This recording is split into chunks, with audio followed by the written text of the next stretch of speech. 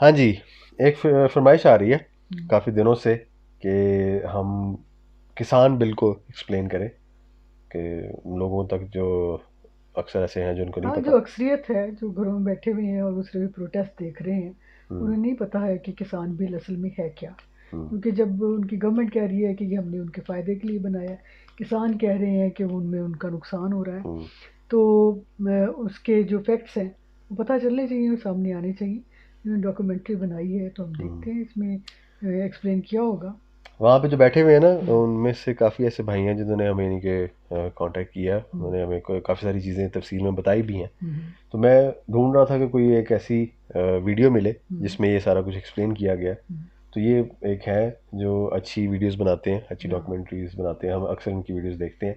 तो उन्होंने ये कोशिश की है बताने की कि किसान बिल, बिजनेस बिल कैसे है। अच्छा, देखते हैं, चेक अच्छा करते हैं, देखते हैं। पता चले हमें भी। हुँ, ਹਾਂਜੀ ਸਤਿ ਸ੍ਰੀ ਅਕਾਲ ਜੀ ਸਾਰਿਆਂ ਨੂੰ। ਸੋ ਪੰਜਾਬ ਮੇਡ ਵੀ ਤੁਹਾਡਾ ਬਹੁਤ-ਬਹੁਤ ਸਵਾਗਤ ਕਰਦੇ ਹਾਂ ਤੇ ਅੱਜ ਆਪਾਂ ਗੱਲ ਕਰਨ ਜਾ ਰਹੇ ਹਾਂ ਫੈਕਟਸ ਬਾਰੇ। ਸੋ ਕੁਝ ਉਹ ਡੂੰਘੀਆਂ ਜਾਣਕਾਰੀਆਂ ਜੋ ਸ਼ਾਇਦ ਤੁਹਾਨੂੰ ਨਹੀਂ ਪਤਾ ਹੋਣਗੀਆਂ। ਤੇ ਸਭ ਤੋਂ ਪਹਿਲਾਂ ਗੱਲ ਕਰਦੇ ਹਾਂ, ਕੀ ਤੁਹਾਨੂੰ ਪਤਾ ਹੈ ਕਿ ਜੇਕਰ ਅਸੀਂ ਗੂਗਲ ਤੇ ਸਭ ਤੋਂ ਬਹਾਦਰ ਕਮਿਊਨਿਟੀ ਦੇਖੀਏ ਤਾਂ ਸਭ ਤੋਂ ਪਹਿਲੇ ਨੰਬਰ ਤੇ ਸਿੱਖ ਕਮਿਊਨਿਟੀ ਦਾ ਨਾਮ ਆਉਂਦਾ ਹੈ ਤੇ ਉੱਥੇ ਇਹ ਵੀ ਦੱਸਿਆ ਗਿਆ ਕਿ ਇਹ ਕੌਮ ਇਨਸਾਨੀਅਤ ਲਈ ਬਹੁਤ ਹੀ ਵਧੀਆ ਕੰਮ ਕਰਦੀ ਹੈ, ਉਹ ਵੀ ਪੂਰੀ ਦੁਨੀਆ ਵਿੱਚ। ਤੇ ਇਸ ਕੌਮ ਦੇ ਗੁਰੂ ਘਰਾਂ ਵਿੱਚ ਹਮੇਸ਼ਾ ਲੋੜਵੰਦਾਂ ਲਈ 24 ਘੰਟੇ ਲੰਗਰ ਚੱਲਦਾ ਰਹਿੰਦਾ ਹੈ, ਜਦ ਕਿ ਇਹ ਕੰਮ ਹੋਰ ਕਿਸੇ ਵੀ ਧਰਮ ਵਿੱਚ ਨਹੀਂ ਹੁੰਦਾ। ਤੇ ਨਾਲ ਹੀ ਇਹ ਦੱਸਿਆ ਗਿਆ ਕਿ ਇਸ ਧਰਮ ਵਿੱਚ ਜਿੰਨੀਆਂ ਵੀ ਲੜਾਈਆਂ ਹੋਈਆਂ ਨੇ ਤੇ ਸਾਡੇ ਗੁਰੂਆਂ ਨੇ ਜਿੰਨੀਆਂ ਵੀ ਲੜਾਈਆਂ ਲੜੀਆਂ ਨੇ, ਉਹ ਕੋਈ ਵੀ ਲੜਾਈ ਜ਼ਮੀਨ, ਪੈਸਿਆਂ ਤੇ ਔਰਤਾਂ ਲਈ ਨਹੀਂ ਲੜੇ, ਬਲਕਿ ਉਹ ਅਤਿਆਚਾਰ ਦੇ ਖਿਲਾਫ ਤੇ ਇਨਸਾਨੀਅਤ ਲਈ ਲੜੇ ਸੀ, ਜੋ ਕਿ ਸਾਡੇ ਲਈ ਬਹੁਤ ਹੀ ਮਾਣ ਵਾਲੀ ਗੱਲ ਹੈ। ਤੇ ਹੁਣ ਆਪਾਂ ਗੱਲ ਕਰਦੇ ਹਾਂ ਸਵਾਮੀਨਾਥਨ ਰਿਪੋਰਟ ਬਾਰੇ। ਸੋ ਇਹ ਰਿਪੋਰਟ ਬਾਰੇ ਤੁਸੀਂ ਸੁਣਿਆ ਤਾਂ ਬਹੁਤ ਹੋਵੇਗਾ ਤੇ ਹਰ ਇੱਕ ਸਰਕਾਰ ਵੋਟਾਂ ਦੇ ਸਮੇਂ ਕਿਸਾਨਾਂ ਤੋਂ ਇਹ ਕਹਿ ਕੇ ਵੋਟਾਂ ਜ਼ਰੂਰ ਲੈ ਲੈਂਦੀ ਹੈ ਕਿ ਜੇਕਰ ਅਸੀਂ ਜਿੱਤ ਗਏ ਤਾਂ ਅਸੀਂ ਸਵਾਮੀਨਾਥਨ ਰਿਪੋਰਟ ਨੂੰ ਲਾਗੂ ਜ਼ਰੂਰ ਕਰਾਂਗੇ, ਪਰ ਅੱਜ ਤੱਕ ਕਿਸੇ ਵੀ ਸਰਕਾਰ ਨੇ ਇਸ ਨੂੰ ਲਾਗੂ ਨਹੀਂ ਕੀਤਾ। ਤੇ ਸਭ ਤੋਂ ਪਹਿਲਾਂ ਤੁਹਾਨੂੰ ਦੱਸ ਦਈਏ ਕਿ ਸਵਾਮੀਨਾਥਨ ਰਿਪੋਰਟ ਨਾਲ ਸਾਡੀ ਕਿਸਾਨੀ ਕਿਵੇਂ ਖੁਸ਼ਹਾਲ ਹੋਵੇਗੀ। ਤੇ MS ਸਵਾਮੀਨਾਥਨ ਜੀ ਦਾ ਜਨਮ 1925 ਨੂੰ ਤਾਮਿਲਨਾਡੂ ਵਿੱਚ ਹੋਇਆ ਸੀ ਤੇ ਇਹ ਸਭ ਤੋਂ ਪਹਿਲਾਂ ਵਿਗਿਆਨੀ ਤੌਰ ਤੇ ਆਏ ਤੇ ਇਹਨਾਂ ਨੇ ਕੁਝ ਬੀਜਾਂ ਵਿੱਚ ਜੈਨੇਟਿਕ ਫੇਰਬਦਲ ਵੀ ਕੀਤੇ ਜਿਨ੍ਹਾਂ ਨਾਲ ਫਸਲਾਂ ਦਾ ਝਾੜ ਵੱਧਦਾ ਸੀ। ਤੇ 1966 ਵਿੱਚ ਇਹ ਸਾਹਮਣੇ ਆਏ ਜਦੋਂ ਇਹਨਾਂ ਨੇ ਰਿਸਰਚ ਕਰਕੇ ਇੰਡੀਆ ਤੇ ਮੈਕਸੀਕੋ ਦੀ ਕਣਕ ਮਿਕਸ ਕਰਕੇ ਨਵਾਂ ਬੀਜ ਤਿਆਰ ਕਰ ਦਿੱਤਾ ਤੇ ਇਸ ਨਾਲ ਕਣਕ ਦੀ ਕੁਆਲਿਟੀ ਤੇ ਕੁਆਂਟੀਟੀ ਵਿੱਚ ਵਾਧਾ ਹੋਇਆ ਸੀ। ਤੇ 1966 ਤੋਂ ਪਹਿਲਾਂ ਅਸੀਂ ਬਹੁਤ ਵਾਰ ਕਣਕ ਬਾਹਰਲੇ ਦੇਸ਼ਾਂ ਤੋਂ ਮੁੱਲ ਲੈਂਦੇ ਸੀ। 2004 ਵਿੱਚ ਸਵਾਮੀਨਾਥਨ ਨੇ ਇਹ ਰਿਪੋਰਟ ਤਿਆਰ ਕੀਤੀ ਜਦੋਂ ਨੈਸ਼ਨਲ ਕਮਿਸ਼ਨ ਔਨ ਫਾਰਮਰ ਬਣਿਆ ਤੇ ਸਵਾਮੀ ਇਸ ਦੇ ਮੁਖੀ ਸੀ। ਤੇ ਇਹ ਰਿਪੋਰਟ 2000 ਪੰਨਿਆਂ ਦੀ ਹੈ, ਪਰ ਇਸ ਵਿੱਚੋਂ ਆਪਾਂ ਕੁਝ ਜ਼ਰੂਰੀ ਗੱਲਾਂ ਤੁਹਾਡੇ ਨਾਲ ਸਾਂਝੀਆਂ ਕਰਾਂਗੇ। ਤੇ ਇਸ ਵਿੱਚ ਲਿਖਿਆ ਗਿਆ ਕਿ ਸਰਕਾਰੀ ਜ਼ਮੀਨ ਜੋ ਵਿਹਲੀ ਪਈ ਹੈ ਉਹ ਬੇਜ਼ਮੀਨੇ ਤੇ ਘੱਟ ਜ਼ਮੀਨ ਵਾਲੇ ਕਿਸਾਨਾਂ ਨੂੰ ਖੇਤੀ ਲਈ ਦਿੱਤੀ ਜਾਵੇ ਤਾਂ ਕਿ ਉਹ ਵੀ ਕਮਾਈ ਕਰ ਸਕਣ ਤੇ ਉਹਨਾਂ ਦਾ ਜੀਵਨ ਪੱਧਰ ਉੱਚਾ ਹੋ ਸਕੇ। ਤੇ ਉਹਨਾਂ ਦਾ ਕਹਿਣਾ ਸੀ ਕਿ ਕਿਸਾਨ ਦਾ ਕਰਜ਼ਾ ਮਾਫ ਨਾ ਕੀਤਾ ਜਾਵੇ, ਸਗੋਂ ਉਹਨਾਂ ਨੂੰ ਫਸਲ ਦਾ ਮੁੱਲ ਹੀ ਜ਼ਿਆਦਾ ਦਿੱਤਾ ਜਾਵੇ, ਮਤਲਬ MSP ਵਿੱਚ ਵਾਧਾ ਕਰਕੇ ਜੋ ਫਸਲ ਤੇ ਖਰਚਾ ਆਉਂਦਾ ਹੈ ਉਸ ਦਾ 50% ਅਲੱਗ ਤੋਂ ਤੈਅ ਕੀਤਾ ਜਾਵੇ। ਤੇ ਇਸ ਤਰ੍ਹਾਂ ਕਿਸਾਨ ਦੀ ਆਤਮ ਹੱਤਿਆ ਵੀ ਰੁਕ ਜਾਵੇਗੀ ਤੇ ਕਰਜ਼ੇ ਦੀ ਵੀ ਜ਼ਰੂਰਤ ਨਹੀਂ ਪਵੇਗੀ। ਮਤਲਬ ਇਸ ਵਿੱਚ ਉਹਨਾਂ ਦੇ ਘਰ ਦੇ ਮੈਂਬਰਾਂ ਦੀ 6 ਮਹੀਨੇ ਦੀ ਦਿਹਾੜੀ ਵੀ ਐਡ ਕੀਤੀ ਜਾਵੇਗੀ ਤੇ ਉਸ ਦਾ ਐਵਰੇਜ ਖਰਚਾ ਕੱਢ ਕੇ ਤੈਅ ਕੀਤਾ ਜਾਵੇਗਾ। ਤੇ ਇਸ ਤੋਂ ਬਾਅਦ ਸਭ ਤੋਂ ਵੱਡੀ ਪ੍ਰੋਬਲਮ ਸਿੰਚਾਈ ਵਿੱਚ ਸੁਧਾਰ ਕੀਤਾ ਜਾਵੇ। ਹਰ ਇੱਕ ਖੇਤ ਨੂੰ 100% ਨਹਿਰੀ ਪਾਣੀ ਲੱਗੇ। ਜੇਕਰ ਨਹਿਰੀ ਪਾਣੀ ਨਹੀਂ ਪਹੁੰਚ ਸਕਦਾ ਤਾਂ ਸਟੋਰ ਕਰਨ ਲਈ ਉਹਨਾਂ ਪਿੰਡਾਂ ਵਿੱਚ, ਉਹਨਾਂ ਖੇਤਾਂ ਦੇ ਵਿੱਚ ਜਿੱਥੇ ਤੱਕ ਨਹਿਰ ਨਹੀਂ ਪਹੁੰਚਦੀ, ਤਲਾਅ ਬਣਾਏ ਜਾਣ ਤਾਂ ਕਿ ਸਾਰਾ ਸਾਲ ਨਹਿਰੀ ਪਾਣੀ ਵਰਤਿਆ ਜਾਵੇ ਤੇ ਹੇਠਲਾ ਪਾਣੀ ਨਾ ਵਰਤਿਆ ਜਾ ਸਕੇ। ਇਸ ਨਾਲ ਕਿਸਾਨਾਂ ਨੂੰ ਵੀ ਫਾਇਦਾ ਸੀ ਤੇ ਹਰ ਇੱਕ ਦੇਸ਼ ਦੇ ਨਾਗਰਿਕ ਨੂੰ ਵੀ। ਪਰ ਅੱਜ ਪੰਜਾਬ ਦੇ ਵਿੱਚ ਅਸੀਂ ਇੱਕ ਛੋਟਾ ਜਿਹਾ ਨਾਲਾ ਜਾਂ ਸੂਆ ਵੀ ਨਹੀਂ ਕੱਢ ਸਕਦੇ ਕੇਂਦਰ ਦੀ ਮਨਜ਼ੂਰੀ ਤੋਂ ਬਿਨਾਂ। ਤੇ ਹਰੇਕ ਕਿਸਾਨ ਦੀ ਫਸਲ ਦਾ ਬੀਮਾ ਕੀਤਾ ਜਾਵੇ ਜਿਸ ਨਾਲ ਕੁਦਰਤੀ ਆਫਤ ਵਿੱਚ ਫਸਲ ਖਰਾਬ ਹੋਣ ਤੇ ਕਿਸਾਨ ਨੂੰ ਬੀਮਾ ਮਿਲ ਸਕੇ ਜਿਵੇਂ ਬਾਕੀ ਖੇਤਰਾਂ ਵਿੱਚ ਮਿਲਦਾ ਹੈ। ਤੇ ਕਿਸਾਨ ਨੂੰ ਵਿਆਜ ਮਿਲਣਾ ਵੀ ਚਾਹੀਦਾ ਜੋ ਖਰਚਾ ਉਹ 6 ਮਹੀਨੇ ਆਪਣੀ ਫਸਲ ਤੇ ਕਰਦਾ ਹੈ, ਕਿਉਂਕਿ ਆਖਰ ਵਿੱਚ ਫਸਲ ਸਰਕਾਰ ਕੋਲ ਹੀ ਪਹੁੰਚਣੀ ਹੈ। ਤੇ ਕਿਸੇ ਵੀ ਕੰਪਨੀ ਨੂੰ ਕਿਸਾਨ ਦੀ ਜ਼ਮੀਨ ਨਾ ਦਿੱਤੀ ਜਾਵੇ। ਜੇਕਰ ਸਰਕਾਰ ਨੇ ਕੋਈ ਫੈਕਟਰੀ ਲਗਾਉਣੀ ਹੈ ਤਾਂ ਜੋ ਜ਼ਮੀਨਾਂ ਬੰਜਰ ਨੇ ਜਾਂ ਵਿਹਲੀਆਂ ਪਈਆਂ ਨੇ ਉਹਨਾਂ ਤੇ ਲਗਾਈ ਜਾਵੇ, ਉੱਥੇ ਉੱਥੇ ਮਜ਼ਦੂਰਾਂ ਦਾ ਪ੍ਰਬੰਧ ਵੀ ਸਰਕਾਰ ਖੁਦ ਹੀ ਕਰੇ। ਇਹ ਸਵਾਮੀ ਨੇ ਇਸ ਕਰਕੇ ਕਿਹਾ ਸੀ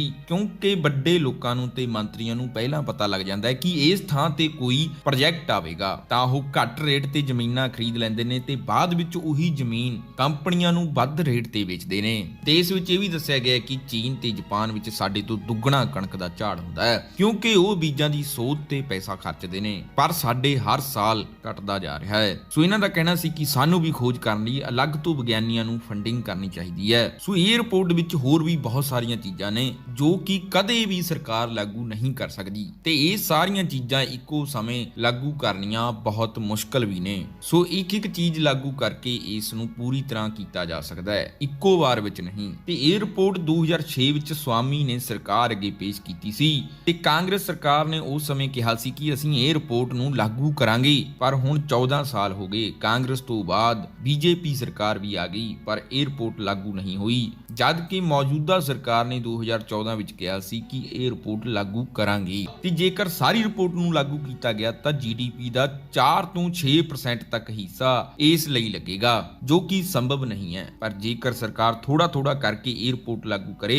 ਤਾਂ ਸਹੀ ਹੋਵੇਗਾ। ਤੇ ਗੱਲ ਕਰਦੇ ਹਾਂ ਆਪਾਂ ਹੁਣ ਕਿਸਾਨੀ ਬਿੱਲ ਦੀ। ਸੋ ਸਰਕਾਰ ਹਮੇਸ਼ਾ ਇਹ ਕਹਿੰਦੀ ਹੈ ਕਿ ਇਹ ਬਿੱਲ ਅਸੀਂ ਕਿਸਾਨਾਂ ਲਈ ਲੈ ਕੇ ਆਏ ਹਾਂ। ਸੋ ਇਹਨਾਂ ਤਿੰਨਾਂ ਬਿੱਲਾਂ ਬਾਰੇ ਅਸੀਂ ਪੁਰਾਣੀ ਵੀਡੀਓ ਵਿੱਚ ਬਹੁਤ ਹੀ ਵਧੀਆ ਤਰੀਕੇ ਨਾਲ ਦੱਸਿਆ ਗਿਆ ਹੈ, ਜਿਸ ਦਾ ਲਿੰਕ ਤੁਹਾਨੂੰ ਕਮੈਂਟਾਂ ਦੇ ਵਿੱਚ ਵੀ ਮਿਲ ਜਾਵੇਗਾ ਤੇ ਡਿਸਕ੍ਰਿਪਸ਼ਨ ਵਿੱਚ ਵੀ। ਸੋ ਹੁਣ ਤੁਹਾਨੂੰ ਇੱਕ ਅਸੀਂ ਕਹਾਣੀ ਸੁਣਾਉਣ ਜਾ ਰਹੇ ਹਾਂ, ਇਸ ਨੂੰ ਧਿਆਨ ਨਾਲ ਸੁਣਿਓ। ਨਾ ਹੀ ਤਾਂ ਕਿਸਾਨ ਨੇ ਕਿਸੇ ਦੂਸਰੀ ਸਟੇਟ ਵਿੱਚ ਜਾ ਕੇ ਆਪਣੀ ਫਸਲ ਵੇਚਣੀ ਹੈ ਤੇ ਨਾ ਹੀ ਉਸਨੇ ਕਿਸੇ ਨਾਲ ਕੰਟਰੈਕਟ ਫਾਰਮਿੰਗ ਕਰਨੀ ਹੈ ਤੇ ਨਾ ਹੀ ਉਸਨੇ ਕਿਸੇ ਵੀ ਚੀਜ਼ ਨੂੰ ਜ਼ਿਆਦਾ ਮਾਤਰਾ ਵਿੱਚ ਸਟੋਰ ਕਰਨਾ ਹੈ। ਜੋ ਐਸੈਂਸ਼ੀਅਲ ਕਮੋਡਿਟੀ ਹੈ ਉਸ ਵਿੱਚ ਇਹੀ ਦੱਸਿਆ ਗਿਆ ਕਿ ਹੁਣ ਕੋਈ ਵੀ ਸਟੋਰ ਕਰ ਸਕਦਾ ਹੈ। ਸੋ ਕਿਸਾਨ ਨੇ ਤਾਂ ਸਟੋਰ ਕਰਨਾ ਹੀ ਨਹੀਂ ਹੈ, ਕਿਸਾਨ ਨੇ ਤਾਂ ਆਪਣੀ ਫਸਲ ਸਿਰਫ ਵੇਚਣ ਵਾਸਤੇ ਬੀਜੀ ਹੈ। ਸੋ ਥੋੜਾ ਜਿਹਾ ਦਿਮਾਗ ਜੇਕਰ ਤੁਸੀਂ ਲਾਓਗੇ ਤਾਂ ਸਟੋਰ ਸਿਰਫ ਵਪਾਰੀ ਨੇ ਕਰਨਾ ਹੈ। ਸੋ ਹੁਣ ਤੁਹਾਨੂੰ ਅਸੀਂ ਇੱਕ ਛੋਟੀ ਜਿਹੀ ਸਟੋਰੀ ਸੁਣਾਵਾਂਗੇ ਜਿਸ ਨਾਲ ਤੁਹਾਨੂੰ ਇਹ ਪਤਾ ਲੱਗੇਗਾ ਕਿ ਇਹ ਬਿੱਲ ਕਿਸਾਨ ਲਈ ਨਹੀਂ ਬਲਕਿ ਬਿਜ਼ਨਸਮੈਨ ਤੇ ਵੱਡੇ ਘਰਾਣਿਆਂ ਲਈ ਹੈ। ਜਦੋਂ ਇੰਡੀਆ ਵਿੱਚ ਕਰੋਨਾ ਦਾ ਕਹਿਰ ਜਾਰੀ ਹੋਇਆ ਸੀ ਤਾਂ ਸਾਰੀ ਦੁਨੀਆ ਰੁਕ ਗਈ ਸੀ ਤੇ ਇੰਡੀਆ ਵਿੱਚ ਲਾਕਡਾਊਨ ਦੌਰਾਨ ਸਾਰੇ ਕਾਰੋਬਾਰ ਬੰਦ ਹੋ ਗਏ ਸੀ ਤੇ ਉਸ ਸਮੇਂ ਇੰਡੀਆ ਦੀ ਜੀਡੀਪੀ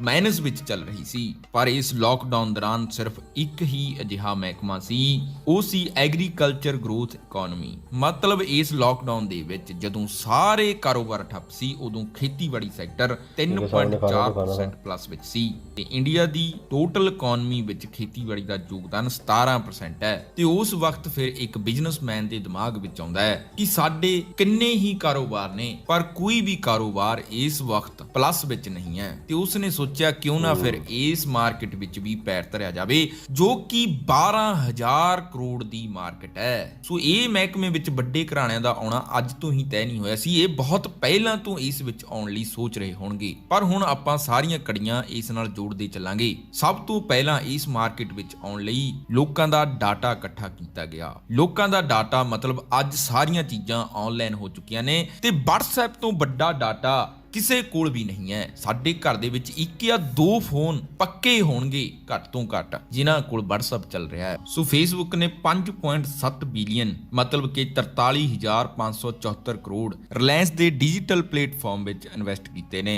ਸੋ ਜੇਕਰ ਦੇਖੀਏ ਇੰਡੀਆ ਦਾ ਗਰੋਸਰੀ ਮਾਰਕੀਟ ਬਹੁਤ ਹੀ ਪ੍ਰੋਫਿਟੇਬਲ ਹੈ, ਜਿਵੇਂ ਕਿ Amazon ਪੈਂਟਰੀ, ਸੁਪਰਮਾਰਟ, ਬਿਗ ਬਾਸਕਟ ਤੇ ਹੋਰ ਵੀ ਬਹੁਤ ਸਾਰੀਆਂ ਕੰਪਨੀਆਂ ਇਸ ਵਿੱਚ ਆਪਣਾ ਸਿੱਕਾ ਜਮਾਉਣ ਨੂੰ ਬੈਠੀਆਂ ਨੇ। ਪਰ Facebook ਤੇ WhatsApp ਇੰਨੇ ਖਾਸ ਕਿਉਂ? ਕਿਉਂਕਿ ਇਹਨਾਂ ਕੋਲ ਡਾਟਾ ਬਹੁਤ ਸਾਰਾ ਹੈ। ਤੇ ਜੇਕਰ ਦੇਖੀਏ ਦੇਸ਼ ਦੀ ਗਰੋਸਰੀ ਇੰਡਸਟਰੀ ਦੀ ਵੈਲਿਊ 375 ਬਿਲੀਅਨ ਡਾਲਰ ਦੀ ਹੈ ਤੇ ਬਹੁਤ ਜਲਦ ਜੀਓ ਮਾਰਟ ਤੇ WhatsApp ਮਿਲ ਕੇ 3 ਕਰੋੜ ਛੋਟੇ ਕਿਰਾਨਾ ਨੂੰ ਡਿਜੀਟਲ ਲੈ ਕੇ ਆਉਣ ਦੀ ਕੋਸ਼ਿਸ਼ ਕਰਨਗੇ। ਮਤਲਬ ਉਹ ਆਪਣੇ ਨੇੜੇ ਤੇੜੇ ਆਨਲਾਈਨ ਡਿਲੀਵਰੀ ਵੀ ਦੇ ਸਕਣਗੇ। ਤੇ WhatsApp ਦੇ ਇੰਡੀਆ ਦੇ ਵਿੱਚ 40 ਕਰੋੜ ਤੋਂ ਵੀ ਜ਼ਿਆਦਾ ਯੂਜ਼ਰ ਨੇ ਤੇ Facebook ਨੇ ਜੋ ਇਹ ਪੈਸਾ ਲਾਇਆ ਇਹ ਉਸ ਦੀ ਕੰਪਨੀ ਦੀ ਸਿਰਫ 1% ਵੈਲਿਊ ਹੈ। ਤੇ ਕੁੱਲ ਮਿਲਾ ਕੇ ਸਕੀਮ ਇਹ ਸੀ ਕਿ ਰਿਟੇਲਰ ਖਰੀਦੇਗਾ ਵੀ ਹੋਲਸੇਲ ਵਿੱਚ ਇਹਨਾਂ ਤੋਂ ਹੀ ਤੇ ਵੇਚੇਗਾ ਵੀ ਇਹਨਾਂ ਦੇ ਹੀ ਸਟੋਰਾਂ ਤੇ ਹੁਣ ਉਹ ਬਿਜ਼ਨਸਮੈਨ ਕੋਲ ਪਲੇਟਫਾਰਮ ਤਾਂ ਤਿਆਰ ਹੋ ਗਿਆ, ਹੁਣ ਉਸ ਨੂੰ ਚਾਹੀਦਾ ਹੈ ਸਮਾਨ। 130 ਕਰੋੜ ਦੀ ਆਬਾਦੀ ਦੇ ਵਿੱਚ ਜੇਕਰ ਬਿਜ਼ਨਸ ਕਰਨਾ ਹੈ ਤਾਂ ਉਸ ਕੋਲ ਸਟਾਕ ਕਿੰਨਾ ਹੋਣਾ ਚਾਹੀਦਾ ਹੈ। ਸੋ ਇੰਨਾ ਸਟਾਕ ਇਕੱਠਾ ਕਰਨ ਲਈ ਆਲ ਇੰਡੀਆ ਵਿੱਚੋਂ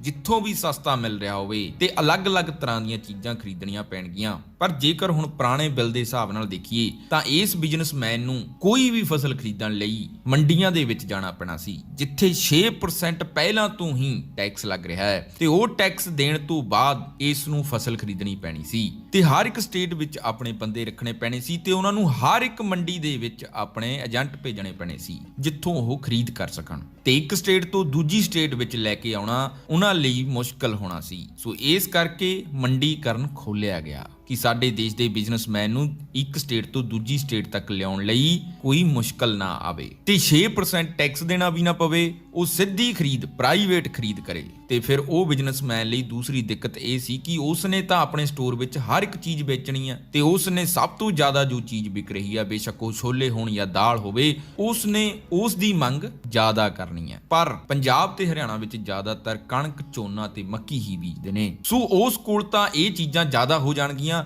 ਜੋ ਚੀਜ਼ਾਂ ਉਸ ਦੇ ਸਟੋਰ ਤੇ ਜ਼ਿਆਦਾ ਵਿਕ ਰਹੀਆਂ ਨੇ ਉਹ ਘਟ ਜਾਣਗੀਆਂ। ਇਸ ਕਰਕੇ ਫਿਰ ਉਸ ਨੇ ਇਸ ਬਿੱਲ ਦੇ ਵਿੱਚ ਲਿਆਂਦਾ ਕੰਟਰੈਕਟ ਫਾਰਮਿੰਗ, ਮਤਲਬ ਕਿ ਹੁਣ ਜੋ ਚੀਜ਼ ਉਸ ਦੇ ਸਟੋਰ ਵਿੱਚ ਜ਼ਿਆਦਾ ਵਿਕ ਰਹੀ ਹੈ ਉਸ ਨੂੰ ਉਹ ਬੀਜਣ ਲਈ ਕਹਿਣਗੇ ਤੇ ਦੂਜੀਆਂ ਦਾ ਰੇਟ ਘੱਟ ਕਰ ਦੇਣਗੇ, ਜੋ ਚੀਜ਼ ਉਹਨਾਂ ਨੂੰ ਚਾਹੀਦੀ ਹੈ ਉਸ ਦਾ ਰੇਟ ਵਧਾ ਦੇਣਗੇ। ਤੇ ਜੇਕਰ ਕਿਸਾਨ ਨਹੀਂ ਬੀਜਣਾ ਚਾਹੁੰਦਾ ਤਾਂ ਕੰਟਰੈਕਟ ਕਰਕੇ ਕੰਪਨੀ ਆਪ ਬਿਜਾਈ ਕਰੇਗੀ ਤੇ ਜੇਕਰ ਕੋਈ ਘਪਲਾ ਹੁੰਦਾ ਹੈ ਤਾਂ ਕੋਰਟ ਤੱਕ ਨਹੀਂ, ਸਿਰਫ ਡੀਸੀ ਲੈਵਲ ਤੱਕ ਹੀ ਸੀਮਿਤ ਰਹੇਗਾ, ਕਿਉਂਕਿ ਉਹਨਾਂ ਨੂੰ ਪਤਾ ਹੈ ਕਿ ਇਸ ਤਰ੍ਹਾਂ ਤਾਂ ਫਿਰ ਕੇਸ ਹੀ ਬਹੁਤ ਹੋ ਜਾਣਗੇ। ਤੇ ਹੁਣ ਦੋ ਚੀਜ਼ਾਂ ਤਾਂ ਹੱਲ ਹੋ ਗਈਆਂ, ਇੱਕ ਤਾਂ ਖਰੀਦ ਸਿੱਧੀ ਹੋ ਗਈ, ਏਜੰਟਾਂ ਨੂੰ ਹਰ ਇੱਕ ਮੰਡੀ ਵਿੱਚ ਬੈਠਣਾ ਨਾ ਪਵੇ ਤੇ ਜੋ ਚੀਜ਼ ਉਹਨਾਂ ਦੇ ਸਟੋਰ ਤੇ ਜ਼ਿਆਦਾ ਵਿਕ ਰਹੀ ਹੈ ਉਹ ਚੀਜ਼ ਵੀ ਹੁਣ ਉਹ ਭਿਜਵਾ ਲੈਣਗੇ ਤੇ ਹੁਣ ਇੰਨੀ ਸਾਰੀ ਖਰੀਦ ਨੂੰ ਕਿਤੇ ਸਟੋਰ ਵੀ ਕਰਨਾ ਹੈ। ਪਰ ਸਾਡੇ ਬਿੱਲਾਂ ਦੇ ਵਿੱਚ ਉਸ ਸਮੇਂ ਲਿਖਿਆ ਗਿਆ ਸੀ ਕਿ ਕੋਈ ਵੀ ਵਪਾਰੀ ਜ਼ਰੂਰੀ ਵਸਤਾਂ ਵਿੱਚ ਜੋ ਚੀਜ਼ਾਂ ਆਉਂਦੀਆਂ ਨੇ ਜਿਵੇਂ ਕਿ ਲਸਣ, ਪਿਆਜ਼, ਤੇਲ ਤੇ ਹੋਰ ਵੀ ਦਾਲਾਂ, ਸਬਜ਼ੀਆਂ, ਇਹਨਾਂ ਨੂੰ ਵੱਡੇ ਲੈਵਲ ਤੇ ਸਟੋਰ ਨਹੀਂ ਕਰੇਗਾ। ਕੁੱਲ ਮਿਲਾ ਕੇ ਜ਼ਰੂਰੀ ਵਸਤਾਂ ਨੂੰ ਸਟੋਰ ਕਰਨਾ ਕਾਨੂੰਨ ਦੇ ਖਿਲਾਫ ਸੀ, ਜੋ ਕਿ ਜਮਾਖੋਰੀ ਤੇ ਕਾਲਾ ਬਾਜ਼ਾਰੀ ਨੂੰ ਵਧਾਵਾ ਦਿੰਦਾ ਸੀ। ਪਰ ਇਹ ਬਿਜ਼ਨਸਮੈਨ ਨੇ ਤਾਂ ਪੂਰੇ ਦੇਸ਼ ਤੋਂ ਖਰੀਦ ਕਰਨੀ ਸੀ ਤੇ ਪੂਰੇ ਦੇਸ਼ ਵਿੱਚ ਬਿਜ਼ਨਸ ਕਰਨਾ ਸੀ, ਸੋ ਉਸ ਕੋਲ ਤਾਂ ਬਹੁਤ ਸਾਰਾ ਅਨਾਜ ਇਕੱਠਾ ਹੋ ਜਾਣਾ ਸੀ, ਅਲੱਗ-ਅਲੱਗ ਤਰ੍ਹਾਂ ਦੀਆਂ ਦਾਲਾਂ, ਹਰ ਇੱਕ ਚੀਜ਼। ਤੇ ਇਸ ਕਰਕੇ ਫਿਰ ਸਰਕਾਰ ਨੇ ਉਹਨਾਂ ਲਈ ਐਸੈਂਸ਼ੀਅਲ ਕਮੋਡਿਟੀ ਐਕਟ ਲਿਆਂਦਾ ਕਿ ਸਾਡੇ ਕੋਲ ਸਮਾਨ ਤਾਂ ਬਹੁਤ ਹੋ ਜਾਵੇਗਾ ਤੇ ਉਸ ਨੂੰ ਜਮ੍ਹਾਂ ਕਰਨ ਲਈ ਰੱਖਣਾ ਵੀ ਪਵੇਗਾ ਤੇ ਉਸ ਨੂੰ ਜਮ੍ਹਾਂ ਕਰਨ ਤੇ ਹੁਣ ਪਾਬੰਦੀ ਹਟਾ ਦਿੱਤੀ ਗਈ ਕਿ ਤੁਸੀਂ ਜਿੰਨਾ ਚਾਹੋ ਉਨਾ ਸਟਾਕ ਇਕੱਠਾ ਕਰ ਲਓ। ਤੇ ਹੁਣ ਤੁਸੀਂ ਦੇਖ ਸਕਦੇ ਹੋ ਕਿ ਇਹ ਸਾਰੇ ਬਿੱਲ ਇੱਕ ਬਿਜ਼ਨਸਮੈਨ ਬੰਦੇ ਦੀਆਂ ਮੁਸ਼ਕਲਾਂ ਹੱਲ ਕਰ ਰਹੇ ਨੇ, ਨਾ ਕਿ ਕਿਸਾਨ ਦੀਆਂ। ਸੋ ਇੱਕ ਗੱਲ ਤਾਂ ਸੋਚਣ ਵਾਲੀ ਹੈ ਕਿ ਜੇਕਰ ਗੋਰਿਆਂ ਦੇ ਸਮੇਂ ਅੱਜ ਦਾ ਨੈਸ਼ਨਲ ਮੀਡੀਆ ਹੁੰਦਾ ਤਾਂ ਇਹ ਸਾਨੂੰ ਯਕੀਨ ਦਿਵਾ ਦਿੰਦੇ ਕਿ ਗੋਰੇ ਸਾਡੇ ਲਈ ਕਿੰਨੇ ਵਧੀਆ ਨੇ। ਸੋ ਜੇਕਰ ਤੁਸੀਂ ਇਹ ਗੱਲ ਨਾਲ ਸਹਿਮਤ ਹੋ ਤਾਂ ਕਮੈਂਟ ਵਿੱਚ ਜ਼ਰੂਰ ਦੱਸਿਓ। ਸੋ ਤੁਹਾਨੂੰ ਦੱਸ ਦਈਏ ਕਿ ਮੀਡੀਆ ਚੌਥਾ ਸਤੰਭ ਹੁੰਦਾ ਹੈ, ਪਰ ਅੱਜ ਦੇ ਸਮੇਂ ਇਹ ਆਪਣਾ ਫਰਜ਼ ਨਿਭਾ ਨਹੀਂ ਰਿਹਾ। ਸੋ 7 ਵਜੇ ਵਾਲੀਆਂ ਖਬਰਾਂ ਤੁਸੀਂ ਸਾਰਿਆਂ ਨੇ ਸੁਣੀਆਂ ਹੋਣਗੀਆਂ। ਉਸ ਸਮੇਂ 15 ਮਿੰਟ ਵਿੱਚ ਖਬਰਾਂ ਪੂਰੇ ਦਿਨ ਦੀਆਂ ਦੱਸੀਆਂ ਜਾਂਦੀਆਂ ਸੀ, ਅੱਜ 24 ਘੰਟੇ ਵਿੱਚ ਵੀ ਕੋਈ ਚੱਜ ਦੀ ਖਬਰ ਨਹੀਂ ਦੱਸੀ ਜਾ ਰਹੀ। ਸੋ ਉਸ ਸਮੇਂ ਦੀਆਂ ਤੇ ਅੱਜ ਦੇ ਸਮੇਂ ਦੀਆਂ ਖਬਰਾਂ ਵਿੱਚ ਕਿੰਨਾ ਅੰਤਰ ਹੈ ਇਹ ਤੁਸੀਂ ਦੇਖ ਸਕਦੇ ਹੋ। ਉਸ ਸਮੇਂ ਉਹ ਬਿਨਾਂ ਆਪਣਾ ਓਪੀਨੀਅਨ ਰੱਖੇ ਜੋ ਵੀ ਘਟਨਾ ਹੋਈ ਆ ਉਸ ਦੀ ਰਿਪੋਰਟ ਦਿੰਦੇ ਸੀ, ਪਰ ਅੱਜ ਦੇ ਸਮੇਂ ਹਰ ਇੱਕ ਟੀਵੀ ਐਂਕਰ, ਹਰ ਇੱਕ ਨਿਊਜ਼ ਆਪਣਾ ਓਪੀਨੀਅਨ ਦੇ ਰਿਹਾ ਹੈ ਕਿ ਇਹ ਕੰਮ ਇਸ ਤਰ੍ਹਾਂ ਹੋਵੇਗਾ, ਇਸ ਤਰ੍ਹਾਂ ਫਿਊਚਰ ਵਿੱਚ ਇਹ ਹੋ ਸਕਦਾ ਹੈ, ਤੁਹਾਨੂੰ ਪਤਾ ਨਹੀਂ। ਸੋ ਇੱਕ ਵਾਰੀ ਸੋਚ ਕੇ ਦੇਖਿਓ, ਪੁਰਾਣੇ ਸਮਿਆਂ ਵਿੱਚ ਨਿਊਜ਼ ਦਿਆ ਕਰਦੇ ਸੀ, ਗਰਾਊਂਡ ਰਿਐਲਿਟੀ ਦੱਸਿਆ ਕਰਦੇ ਸੀ, ਇਹ ਜਾਣਨਾ ਕੰਮ ਲੋਕਾਂ ਦਾ ਹੁੰਦਾ ਸੀ ਕਿ ਇਹ ਚੀਜ਼ ਠੀਕ ਆ ਜਾਂ ਗਲਤ ਹੈ। ਪਰ ਅੱਜ ਦੇ ਸਮੇਂ ਵਿੱਚ ਇੱਕ ਤਰਫੀ ਖਬਰ ਦੇ ਕੇ